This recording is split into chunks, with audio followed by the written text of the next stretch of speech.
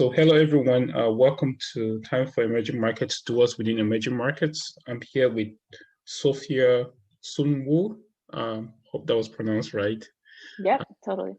And she is the founder of Ascent Strategy, where she helps women, kind of build their businesses and build in a way that actually, addresses, something that is personal to them, something that actually addresses something that they care about, but also, something that is meaningful to them as well. So it's a very interesting consulting platform. And what's much more exciting is that, she started Water Collective, which is a nonprofit that provides clean water to, communities. And one of them is in Cameroon, which is where I'm from. And it has been really, really amazing to see that grow and actually create a lot of impact in the community. So we're going to talk more about all of this, and it's such a pleasure to have her here. So welcome, and if you can just start by just telling us a little bit about yourself. Yeah, thank you so much, Jacob. I'm happy to be here. Yeah, I've been an entrepreneur for pretty much my whole life. I started my first company when I was 19. It was a clothing company. My college roommate and I started the company.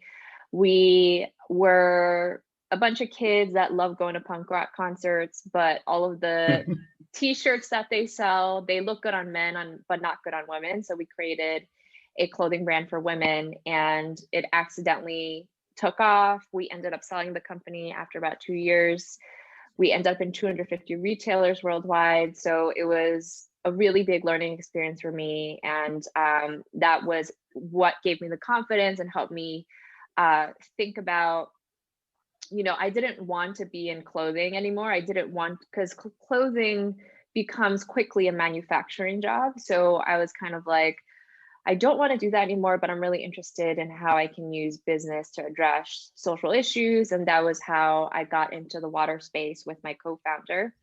And one of the biggest challenges we were thinking through was a lot of the water systems that are installed in communities and rural areas specifically, they break after 2 to 5 years, about 30% of them. So our concern was, we don't want to just bring new water systems. We want to make sure that they're capable of being maintained and to keep running past just a few years. So Water Collective was actually very strongly like a water maintenance organization where we focus more on maintenance education. And when we built new catchment systems, we also simultaneously made sure that the maintenance program around that water system was really strong and built with the community that we're partnering with.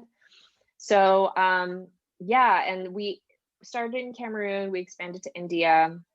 Cameroon is unfortunately going through a civil war right now, so that's on pause. But I was doing that for about 8 years. And then, taking all the experience I learned from those two businesses, I really wanted to focus back on women entrepreneurs. I think that women entrepreneurs have a lot of difficulties that are different from male entrepreneurs that make it harder for them to be successful at the pace that men-driven startups are see. There's a lot of data on how men-led teams are funded more and things like that. So I wanted to take my experience and help women step into their sovereignty from the perspective of taking ideas that they have in their head and actually making money off of them, building businesses that they love. I focus more on entrepreneurs who want to make some kind of impact or have some kind of purpose. A lot of the clients I work with, even though they sell jewelry, they make sure that their packaging is in sustainable materials. Even if they're a graphic designer, they make sure that proceeds of their sales goes towards nonprofits. So it's people that through their work, they still want to make an impact and have purpose. So that's kind of a little bit about me and where I'm at right now. Yeah, thanks for sharing that. Very detailed. And by the way, your blog posts on LinkedIn are spot on. Thank you.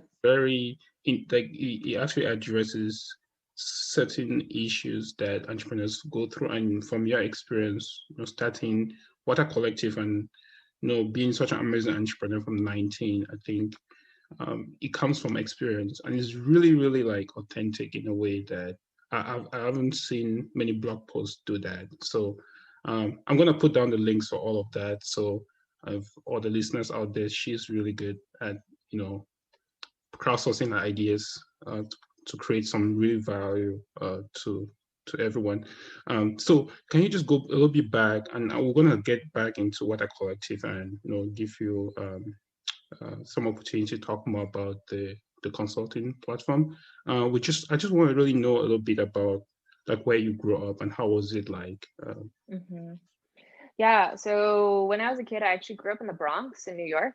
That was really interesting because I grew up in the Bronx. My parents were entrepreneurs. They were starting their first business. So we weren't wealthy. We didn't have that much money. So it was kind of hard growing up there, but it helped shape a lot of my experiences and perspectives on the challenges of people who are starting from nothing and having to really build their own, just like become self-made essentially, and seeing my parents do that as well. And then when my parents basically did really well with their business, we ended up moving to New Jersey in a really wealthy area. So I got to see both of those worlds. So that was really interesting for me to grow up and kind of see that contrast.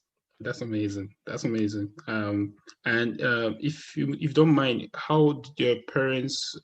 What industry were they working in, and how did you go to work with them, and how was the structure of like the entrepreneurial journey? Was it something that you studied from home, or you just over time learned what they were doing?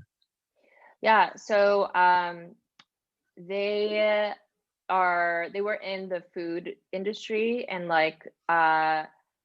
so I definitely went to their stores a lot when I was younger. And yeah, just like witnessing them go through that, I just saw the insane amount of time that they would have to put into the business. Like, for example, they worked 7 days a week. Even if the store wasn't open, they would go into the store to manage inventory and stuff like that. So I saw a lot of the struggle. I saw the intense amount of work that was involved. So it almost kind of set my expectations when I started my businesses of really understanding the deep work that was involved. I wasn't like in fantasy land of like, this is going to be overnight success. It's like, no, I witnessed my parents do this for 20 years and how long it took them to be a success. So yeah, it was really interesting. And even when they came home at night, like they would still be working on the business. So it was a pretty intense experience to witness that for sure. I think so, because I think entrepreneurship, in some sense, we get to see the highlights, we get to see the final fundraising and all that. But I think from your experience, you got to see the hard work behind it. And I think when we go into Water Collective, in a space like Cameroon, it's even much more difficult. I can imagine, right? To navigate that. Just growing up there, you can get really frustrating. So for you to see that early on, I think it has so much. I will also like a 10,000 hour role. Like you actually got to expose yourself very early on and learn some very good skills like resilience, tenacity, and just being like hardworking, which I think is important. So just to go now into the first company you started, if you can give us, by the way, it was quite a success from what I read. How was it like? If you can just give us, how the idea started. I know you mentioned it earlier on this episode, but if you can just give us like how the initiation phase started, and how you found your co-founder, right? You had with your friend, and just give us what happened and how it became such a success. Yeah, so my co-founder was actually my best friend and roommate from college. And I think the idea honestly came from the fact that we would go to